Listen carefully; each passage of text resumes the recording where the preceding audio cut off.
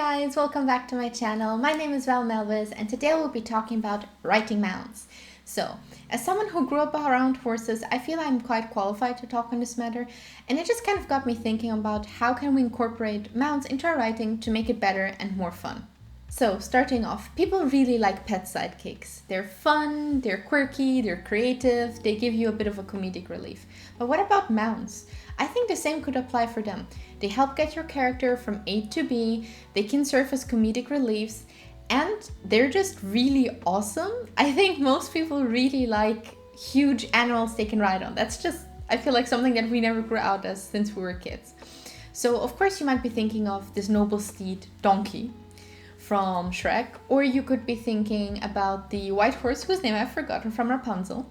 Both of these are really great examples in modern animation where you can see like how you could have your mount shaped, what should their character be like, because you really want to make sure that giving the mount you're writing also their own character. It's going to be super important.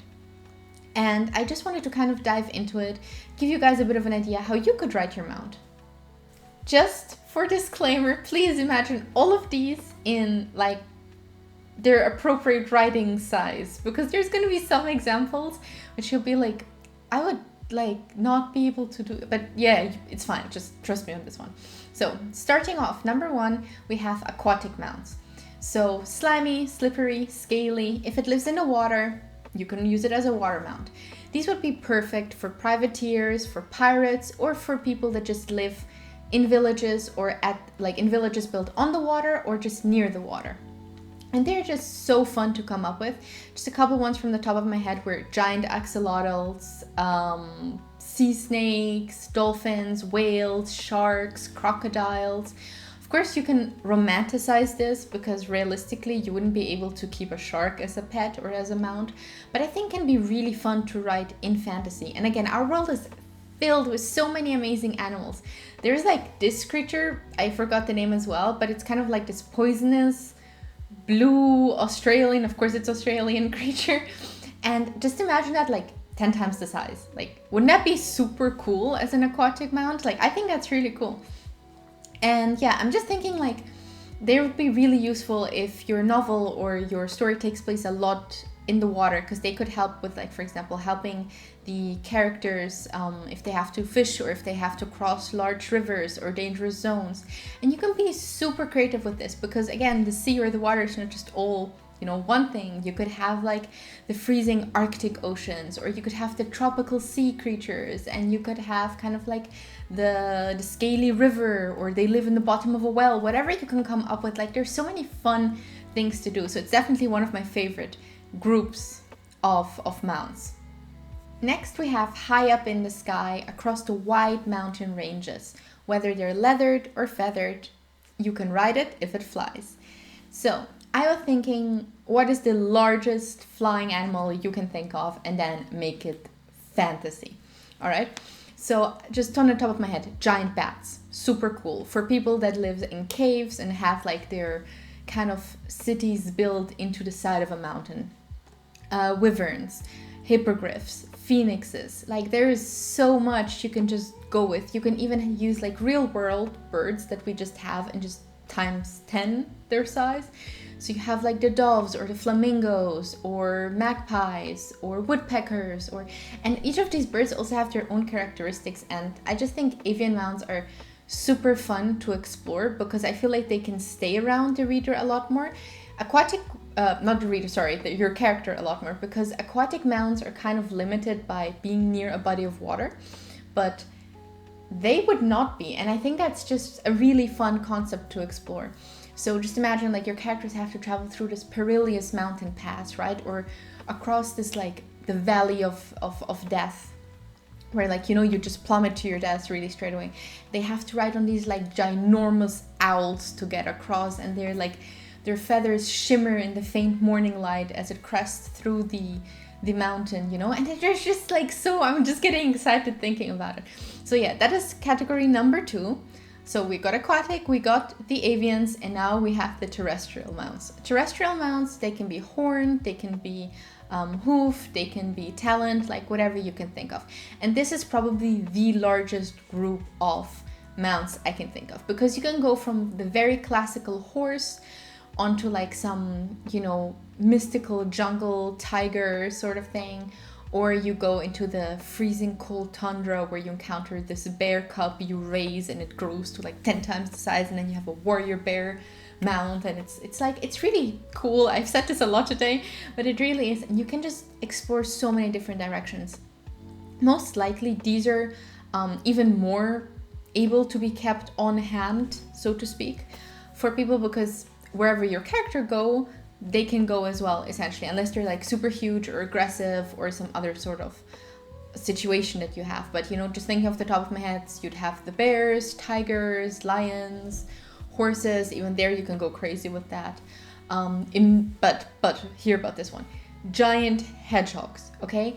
Giant, super cute, amazing, ferocious hedgehogs. I don't even know if I'm pronouncing that correctly. But I can see like this forest dwelling civilization, like it's really cottagecore, and they just have like this humongous hedgehog, which is like carrying their carts or something. And like there's just so many things you can explore, because people love making cute small things big and ferocious, but also still cute. So again, you have like so many different ways you can go about this. These are like the 3 classes I would personally start out with. Of course, you have amphibians, reptilian, so many other things. But I think once you kind of narrow down to these 3 classes, you can go down a bit and see which sort of mount also fits into your character story realistically. Because someone who just, again, lives at the sea their entire life is probably not as likely to have some bird or the hedgehog creature I mentioned earlier. Like that's probably not as likely. So you want to make sure it also fits into the world building setting, and it kind of gives your readers a deeper immersion into the fauna and the flora that exists in your story. So moving on to part number 2 is taming the creature. And there's 2 thought processes I have with this. On the one hand, you can have the friendship approach, and on the other, you can have the dominance approach. And I'll go into details for both of them, but I'll just start off with the friendship approach, because that one is the one I personally prefer.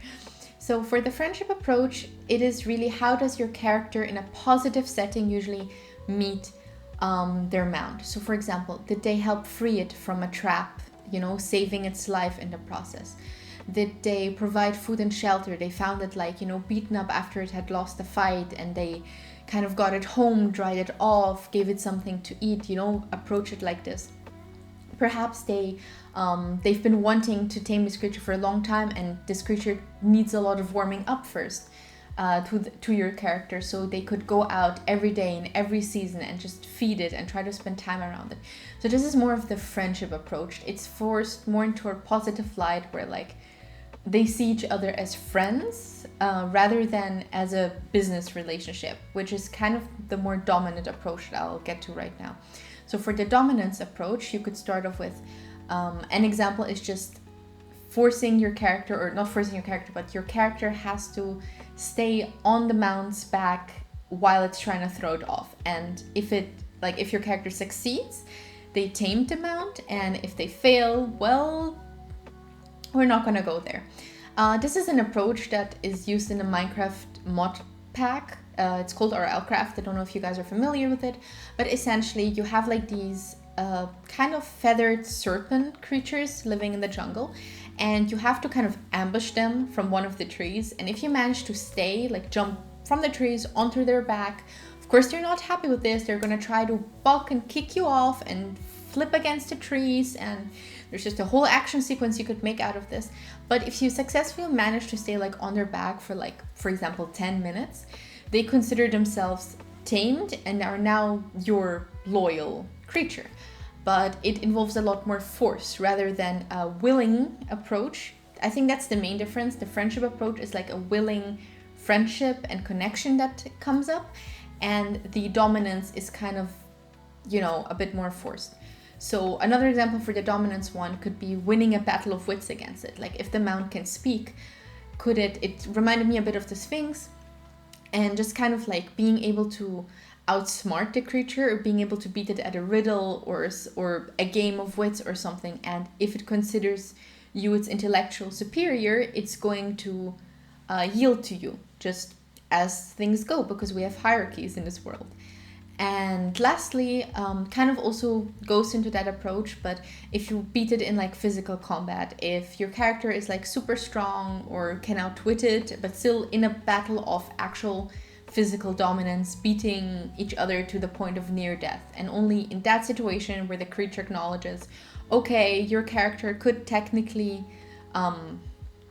end their thing, then they would yield and be like, okay, I'll be submissive to you. So again, this is not based on a friendship approach or on, hey, I want to be around this person. It's kind of more of a survival, like, okay, I will obey the stronger so I can survive. So these are the two main approaches that I would have for taming your mount. If you can think of another thing, let me know in the comments. I'd be super curious about that. So number 3 is that you'll have to consider the equipment your mount will need.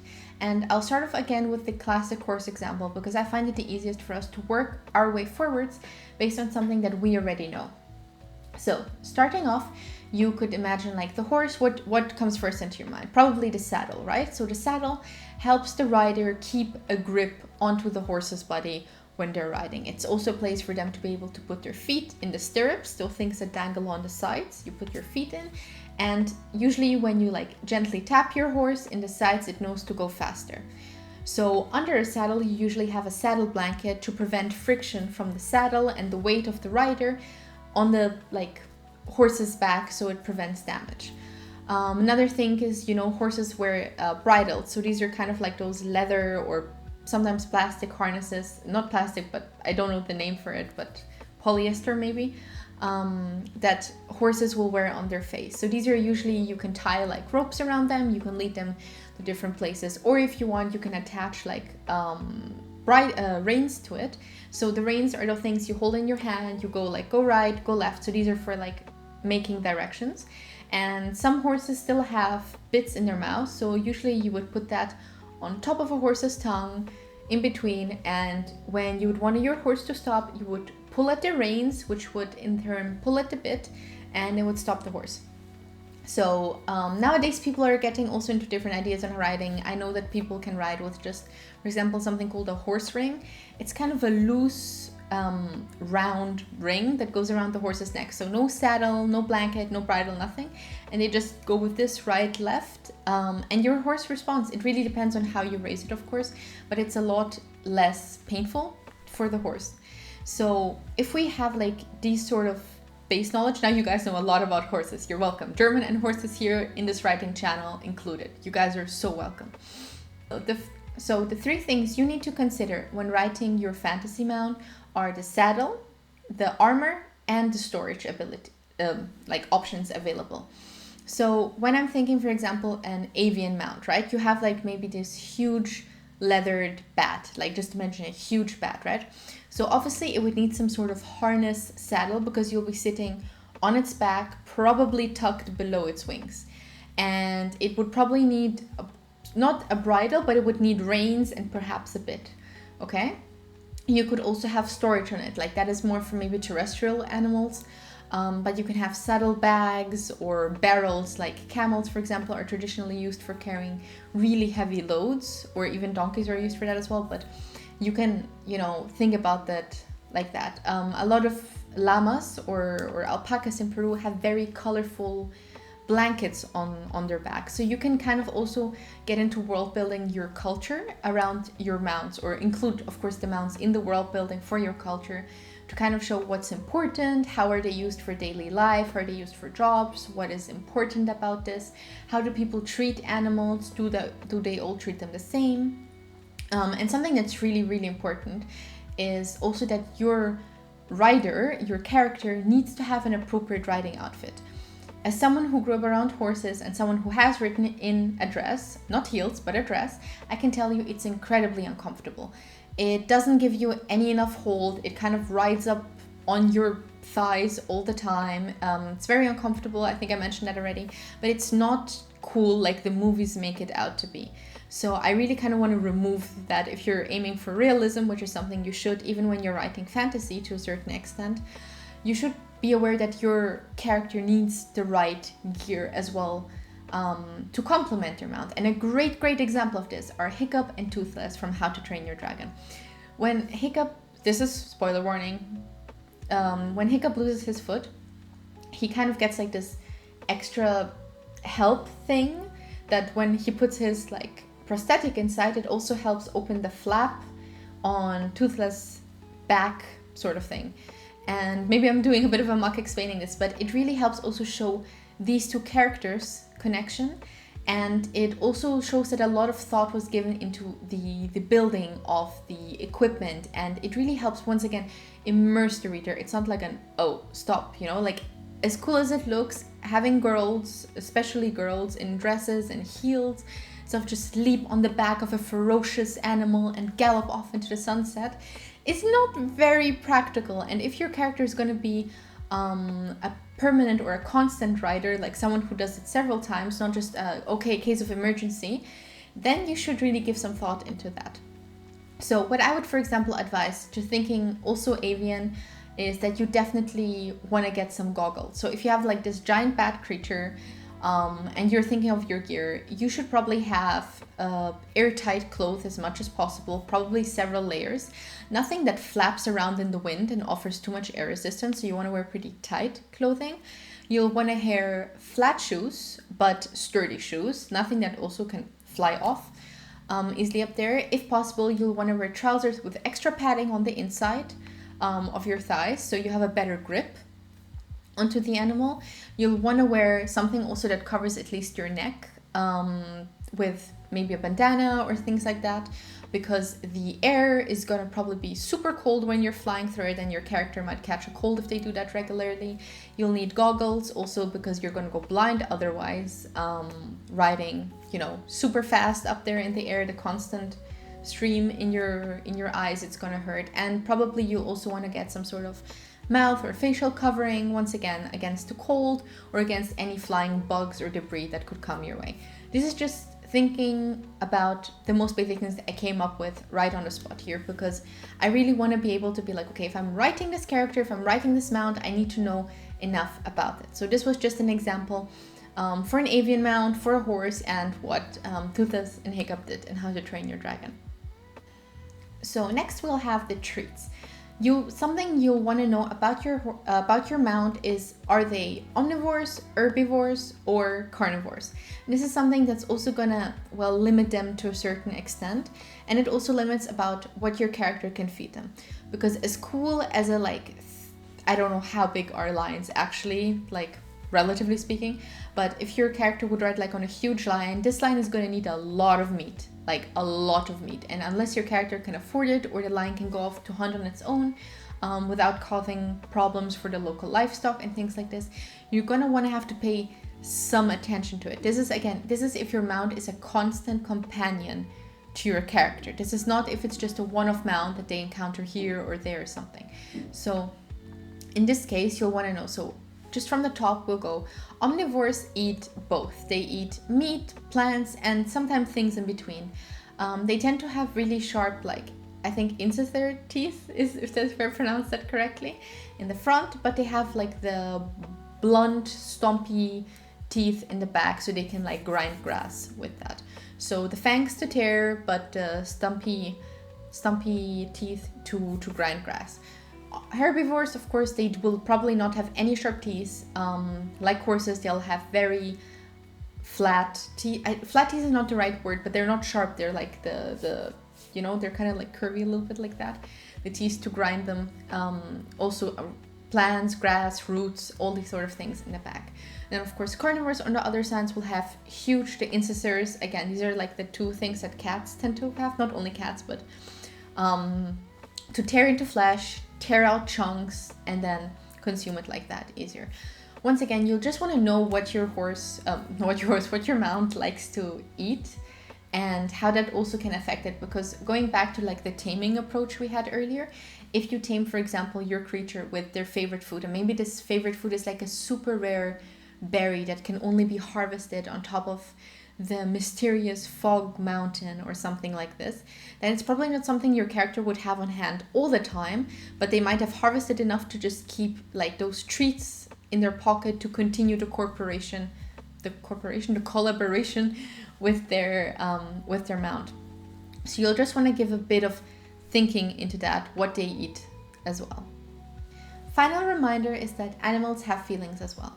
That means that, for example, your horse or your mount, whatever, could really like your female main character, but maybe they don't get along well with your main male character. And that can be kind of sort of comedic relief, or you could have their relationship change throughout the book. Maybe it's like a really protective animal of the female main character that just kind of keeps the male main character at bay until he's kind of proven himself worthy of her. So then they kind of like put down their defenses and allow them to come close. And it's also really interesting if you want to have like a hidden villain at the start, and animals tend to kind of react differently to people, like, and that's of course not always accurate, but I'm sure many people are like, yeah, dogs don't like, if like a lot of dogs don't like a certain person, maybe there's something about them. I don't believe necessarily in these sort of things, but I think you could have it hint at a villain later on in the book. So maybe he's like one of the friends of your main character in the beginning, but the protective mount really doesn't like him, and your main character is like, no, come on, he's a friend, everything's fine. And it seems really suspicious, like, why would the mount act like that? But then later on it turns out he's actually the villain or something like this. So you can kind of foreshadow what you're planning to do with your mount later on. As you guys can probably tell, I'm really excited to talk about mounts and world building, and I'm actually planning to make a like world building master series in January probably. So do stay tuned for that. But that's already it for today, guys. I hope you found this useful, and you have a lovely day. Love you guys. Bye.